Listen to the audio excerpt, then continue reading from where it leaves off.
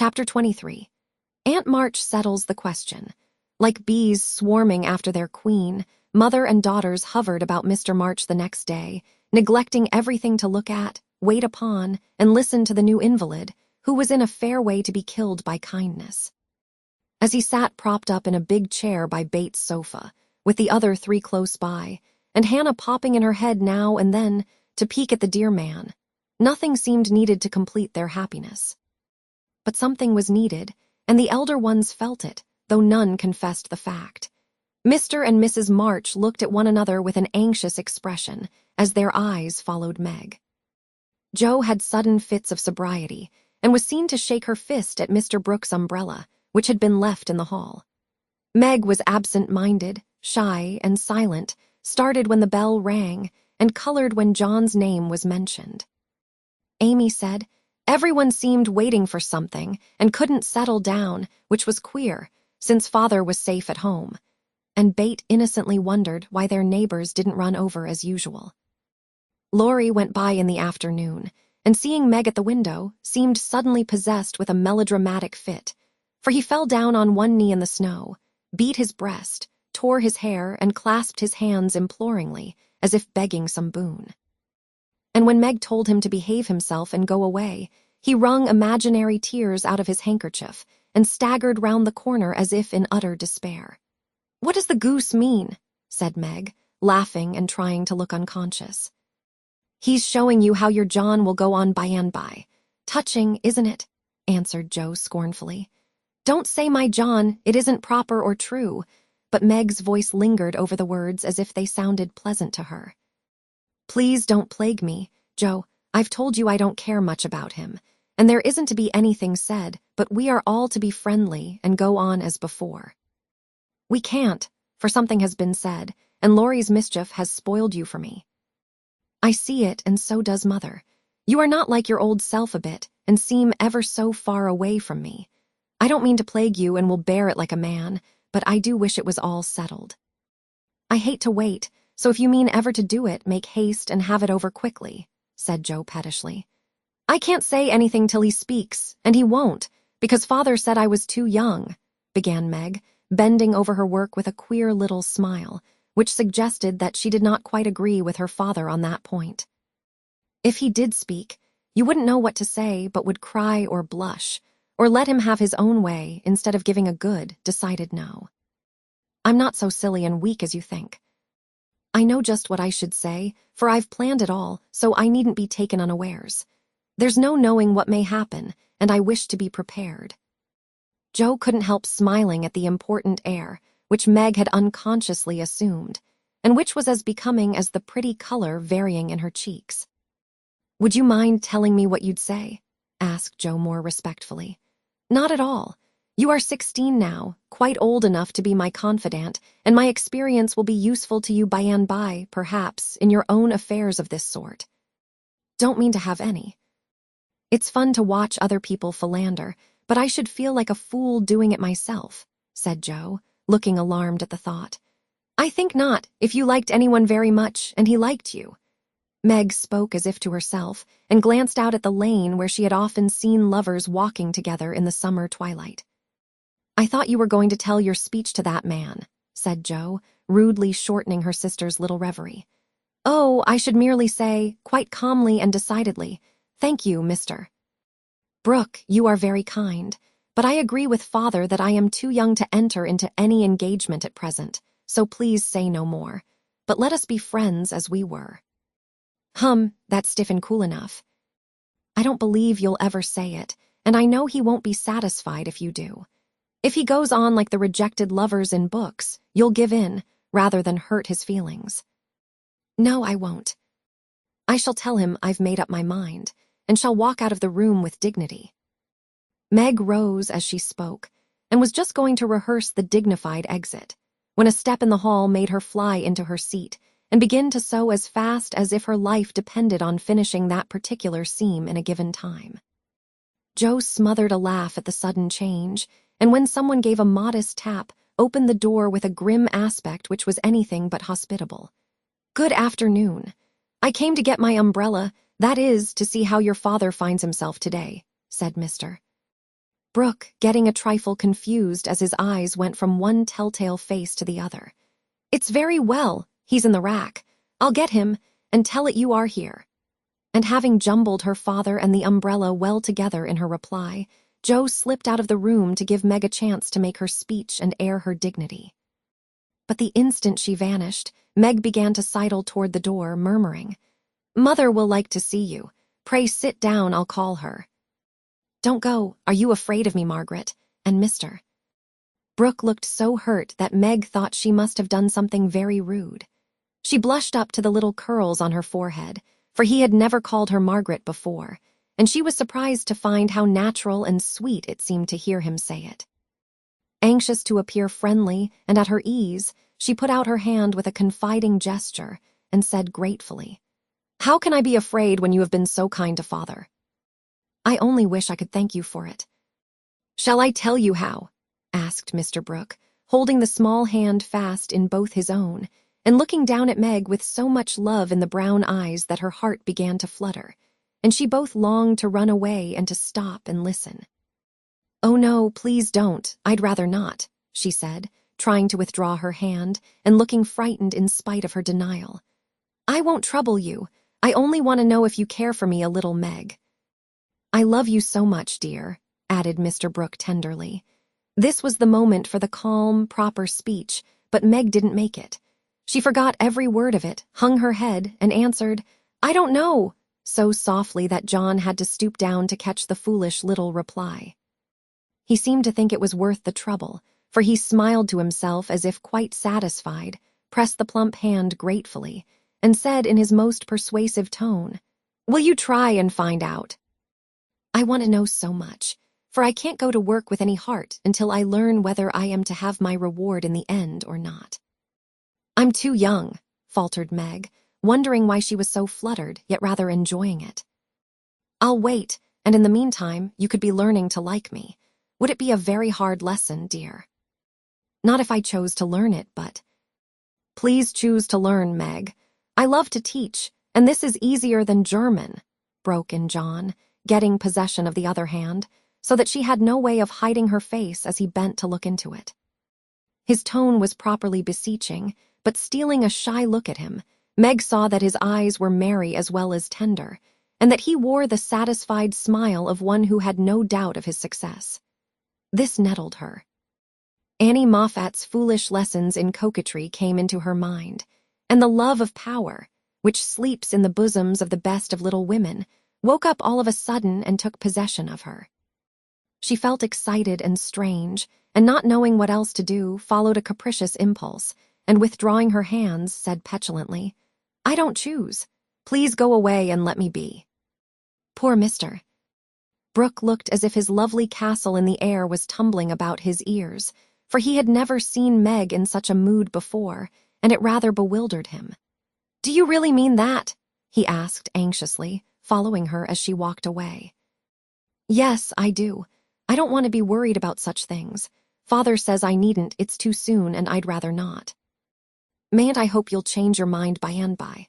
I'll wait and say nothing till you have had more time." "Don't play with me, Meg. I didn't think that of you." "Don't think of me at all. I'd rather you wouldn't," said Meg, taking a naughty satisfaction in trying her lover's patience and her own power. He was grave and pale now, and looked decidedly more like the novel heroes whom she admired, but he neither slapped his forehead nor tramped about the room as they did. He just stood looking at her so wistfully, so tenderly, that she found her heart relenting in spite of herself. What would have happened next I cannot say, if Aunt March had not come hobbling in at this interesting minute. The old lady couldn't resist her longing to see her nephew, for she had met Laurie as she took her airing, and hearing of Mr. March's arrival, drove straight out to see him. The family were all busy in the back part of the house, and she had made her way quietly in, hoping to surprise them. She did surprise two of them so much that Meg started as if she had seen a ghost, and Mr. Brooke vanished into the study. "Bless me, what's all this?" cried the old lady with a rap of her cane as she glanced from the pale young gentleman to the scarlet young lady. "It's Father's friend." "I'm so surprised to see you," stammered Meg, feeling that she was in for a lecture now. That's evident, returned Aunt March, sitting down. But what is Father's friend saying to make you look like a peony? There's mischief going on, and I insist upon knowing what it is, with another rap. We were only talking. Mr. Brooke came for his umbrella, began Meg, wishing that Mr. Brooke and the umbrella were safely out of the house. Brooke, that boy's tutor. Ah, I understand now. I know all about it. Joe blundered into a wrong message in one of your father's letters, and I made her tell me. You haven't gone and accepted him, child, cried Aunt March, looking scandalized. Hush, he'll hear. Shan't I call Mother? Said Meg, much troubled. Not yet. I've something to say to you, and I must free my mind at once. Tell me, do you mean to marry this cook? If you do, not 1 penny of my money ever goes to you. Remember that, and be a sensible girl, said the old lady impressively. Now Aunt March possessed in perfection the art of rousing the spirit of opposition in the gentlest people, and enjoyed doing it. The best of us have a spice of perversity in us, especially when we are young and in love. If Aunt March had begged Meg to accept John Brooke, she would probably have declared she couldn't think of it, but as she was peremptorily ordered not to like him, she immediately made up her mind that she would. Inclination as well as perversity made the decision easy, and being already much excited, Meg opposed the old lady with unusual spirit. I shall marry whom I please, Aunt March, and you can leave your money to anyone you like, she said, nodding her head with a resolute air. Highty-tighty, is that the way you take my advice, miss? You'll be sorry for it by and by, when you've tried love in a cottage and found it a failure. It can't be a worse one than some people find in big houses, retorted Meg. Aunt March put on her glasses and took a look at the girl, for she did not know her in this new mood. Meg hardly knew herself. She felt so brave and independent, so glad to defend John and assert her right to love him if she liked. Aunt March saw that she had begun wrong, and after a little pause, made a fresh start, saying as mildly as she could, Now, Meg, my dear, be reasonable and take my advice. I mean it kindly, and don't want you to spoil your whole life by making a mistake at the beginning. You ought to marry well and help your family. It's your duty to make a rich match, and it ought to be impressed upon you. Father and Mother don't think so. They like John though he is poor. Your parents, my dear, have no more worldly wisdom than a pair of babies. I'm glad of it, cried Meg stoutly. Aunt March took no notice but went on with her lecture. This rook is poor and hasn't got any rich relations, has he? No, but he has many warm friends. You can't live on friends. Try it and see how cool they'll grow. He hasn't any business, has he? Not yet, Mr. Lawrence is going to help him. That won't last long. James Lawrence is a crotchety old fellow and not to be depended on. So you intend to marry a man without money, position, or business, and go on working harder than you do now, when you might be comfortable all your days by minding me and doing better. I thought you had more sense, Meg. I couldn't do better if I waited half my life. John is good and wise. He's got heaps of talent. He's willing to work and sure to get on. He's so energetic and brave. Everyone likes and respects him, and I'm proud to think he cares for me, though I'm so poor and young and silly, said Meg, looking prettier than ever in her earnestness. He knows you have got rich relations, child. That's the secret of his liking, I suspect. Aunt March, how dare you say such a thing? John is above such meanness, and I won't listen to you a minute if you talk so, cried Meg indignantly, forgetting everything but the injustice of the old lady's suspicions. My John wouldn't marry for money, any more than I would. We are willing to work and we mean to wait. I'm not afraid of being poor, for I've been happy so far, and I know I shall be with him because he loves me, and I. Meg stopped there, remembering all of a sudden that she hadn't made up her mind, that she had told her John to go away, and that he might be overhearing her inconsistent remarks. Aunt March was very angry, for she had set her heart on having her pretty niece make a fine match, and something in the girl's happy young face made the lonely old woman feel both sad and sour. Well, I wash my hands of the whole affair. You are a willful child, and you've lost more than you know by this piece of folly. No, I won't stop. I'm disappointed in you and haven't spirits to see your father now. Don't expect anything from me when you are married. You're Mr. Brooke's friends must take care of you.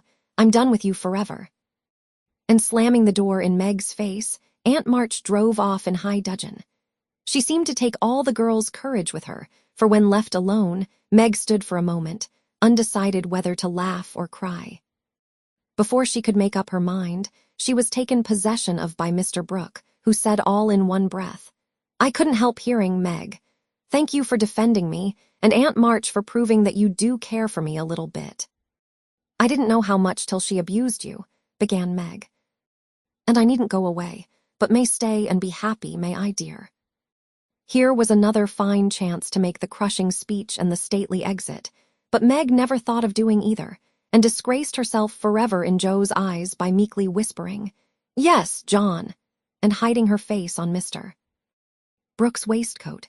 15 minutes after Aunt March's departure, Joe came softly downstairs, paused an instant at the parlor door, and hearing no sound within, nodded and smiled with a satisfied expression, saying to herself, "She has seen him away as we planned, and that affair is settled.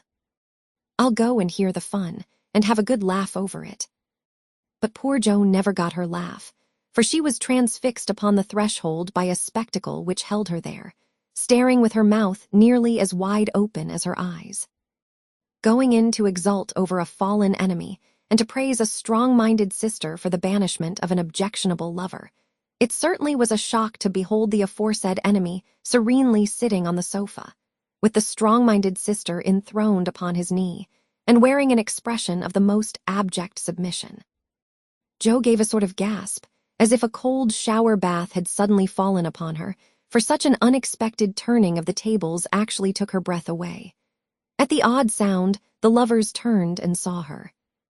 Meg jumped up, looking both proud and shy, but that man, as Joe called him, actually laughed and said coolly, as he kissed the astonished newcomer, "Sister Joe, congratulate us."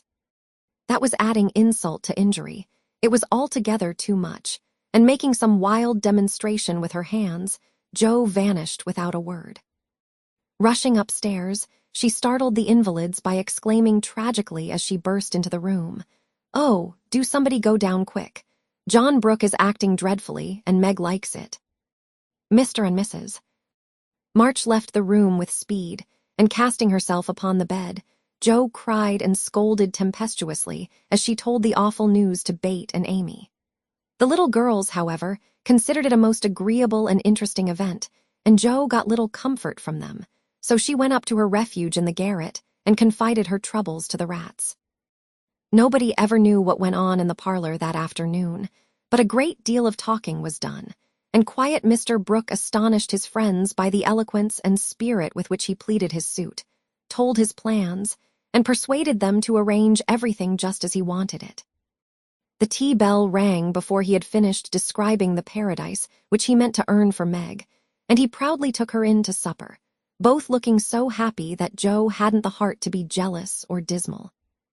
Amy was very much impressed by John's devotion and Meg's dignity. Bate beamed at them from a distance, while Mr. and Mrs. March surveyed the young couple with such tender satisfaction that it was perfectly evident Aunt March was right in calling them as unworldly as a pair of babies. No one ate much, but everyone looked very happy, and the old room seemed to brighten up amazingly when the first romance of the family began there. "You can't say nothing pleasant ever happens now, can you, Meg?" said Amy, trying to decide how she would group the lovers in a sketch she was planning to make. "No, I'm sure I can't. How much has happened since I said that? It seems a year ago," answered Meg, who was in a blissful dream lifted far above such common things as bread and butter. "The joys come close upon the sorrows this time, and I rather think the changes have begun," said Mrs. March. "In most families there comes, now and then, a year full of events. This has been such a one, but it ends well after all." "Hope the next will end better," muttered Joe, who found it very hard to see Meg absorbed in a stranger before her face, for Joe loved a few persons very dearly and dreaded to have their affection lost or lessened in any way. "I hope the third year from this will end better. I mean it shall if I live to work out my plans," said Mr. Brooke, smiling at Meg, as if everything had become possible to him now. "Doesn't it seem very long to wait?" asked Amy, who was in a hurry for the wedding. "I've got so much to learn before I shall be ready. It seems a short time to me," answered Meg, with a sweet gravity in her face never seen there before. "You have only to wait. I am to do the work," said John, beginning his labors by picking up Meg's napkin, with an expression which caused Jo to shake her head, and then say to herself with an air of relief as the front door banged, "Here comes Laurie. Now we shall have some sensible conversation." But Jo was mistaken, for Laurie came prancing in, overflowing with good spirits, bearing a great bridal-looking bouquet for Mrs. John Brooke, and evidently laboring under the delusion that the whole affair had been brought about by his excellent management. "I knew Brooke would have it all his own way. He always does, for when he makes up his mind to accomplish anything, it's done though the sky falls," said Laurie, when he had presented his offering and his congratulations. "Much obliged for that recommendation. I take it as a good omen for the future and invite you to my wedding on the spot," answered Mr. Brooke, who felt at peace with all mankind, even his mischievous pupil. "I'll come if I'm at the ends of the earth, for the sight of Jo's face alone on that occasion would be worth a long journey. You don't look festive, ma'am. What's the matter?" asked Laurie, following her into a corner of the parlor, whither all had adjourned to greet Mr. Lawrence. "I don't approve of the match, but I've made up my mind to bear it and shall not say a word against it," said Jo solemnly. "You can't know how hard it is for me to give up Meg," she continued with a little quiver in her voice. "You don't give her up, you only go halves," said Laurie consolingly. "It can never be the same again. I've lost my dearest friend," sighed Jo. "You've got me anyhow. I'm not good for much, I know, but I'll stand by you, Jo, all the days of my life." "Upon my word I will," and Laurie meant what he said. "I know you will, and I'm ever so much obliged. You are always a great comfort to me, Teddy," returned Jo, gratefully shaking hands. "Well now, don't be dismal, there's a good fellow. It's all right, you see. Meg is happy, Brooke will fly round and get settled immediately, Grandpa will attend to him, and it will be very jolly to see Meg in her own little house.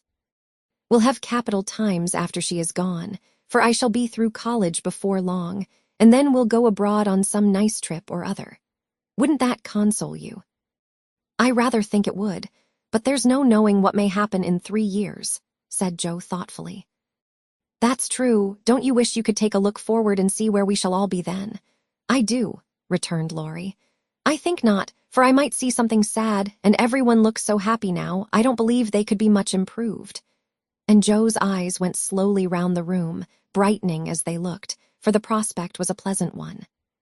Father and mother sat together, quietly reliving the first chapter of the romance which for them began some 20 years ago.